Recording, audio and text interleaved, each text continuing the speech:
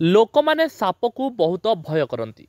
ସାଧାରଣତଃ ସାପମାନେ ଅନିଷ୍ଟକାରୀ ପ୍ରାଣୀ ବୋଲି ବିବେଚନା କରାଯାଏ, କିନ୍ତୁ ଆତ୍ମରକ୍ଷା ପାଇଁ ଅସ୍ତ୍ର ଭାବରେ ତାଙ୍କର ମାରାତ୍ମକ ବିଷ ରହିଛି।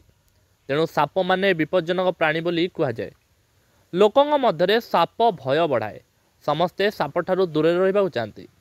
ମନୁଷ୍ୟର ବାସସ୍ଥାନରେ ବ୍ୟବସ୍ଥା କରିବା ପାଇଁ ଚିନ୍ତା କରାଯାଏ, ଯାହାଦ୍ୱାରା ସାପର କୌଣସି ପ୍ରକାର ଗତି ନ ହୁଏ। କିନ୍ତୁ କିପରି ସୁରକ୍ଷିତ ଭାବେ ସାପ ଘଉଡ଼ାଇବେ? ଏହି ଦୁନିଆରେ ଏପରି କିଛି ଅଛି ଯାହାର ଗନ୍ଧ ସାପକୁ ଘଉଡ଼ାଇ ପାରେ। ଲୋକମାନେ ଏହି ଜିନିଷଗୁଡ଼ିକ ବିଷୟରେ ଜାଣିବା ଅତ୍ୟନ୍ତ ଗୁରୁତ୍ୱପୂର୍ଣ୍ଣ।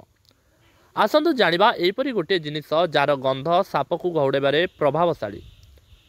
ବାସ୍ତବରେ ସୋସିଆଲ ମିଡ଼ିଆ ପ୍ଲାଟଫର୍ମରେ ଜଣେ ଉପଭୋକ୍ତା ଏହି ସମ୍ବନ୍ଧୀୟ ଏକ ପ୍ରଶ୍ନ ପଚାରିଛନ୍ତି ଓ ଅନେକ ଏହାର ଉତ୍ତର ଦେଇଛନ୍ତି।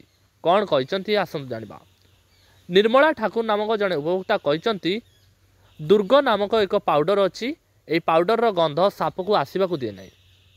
ଦେବେଶ ପଣ୍ଡିତ ନାମକ ଅନ୍ୟ ଜଣେ ବ୍ୟକ୍ତି କହିଛନ୍ତି, ମୁଁ ପଢ଼ିଛି ଯେ ଯଦି ଘୁର୍ବାକ୍ ନାମକ ଔଷଧୀୟ ଗଛ ଘରେ ପ୍ରତିଦିନ ଜଳାଯାଏ ଓ ଧୂଆଁ ଦିଆଯାଏ, ସାପ ଆସନ୍ତି ନାହିଁ। ଆଉ ଜଣେ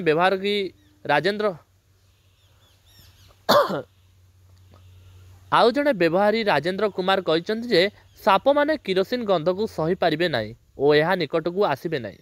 କିନ୍ତୁ ସତ୍ୟ କ'ଣ? ସାଧାରଣ ଲୋକଙ୍କ ପରି ସେମାନେ ଜାଣିଥିବା କିମ୍ବା ଶୁଣିଥିବା ଘଟଣାଗୁଡ଼ିକ ଏହି ସମସ୍ତ ଉତ୍ତର ଦେଇଥିଲେ।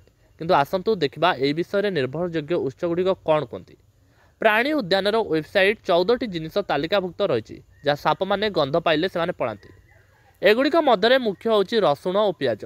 ଏହା ସହିତ ମେଣ୍ଟ, ଲବଙ୍ଗ, ବେସନ, ଚିନାବାଦାମ, ଭିନେଗାର, ଲେମ୍ବୁ ଏବଂ ସବୁଠାରୁ ଗୁରୁତ୍ୱପୂର୍ଣ୍ଣ ଆମୋନିଆ ଗ୍ୟାସ୍ ଅଛି।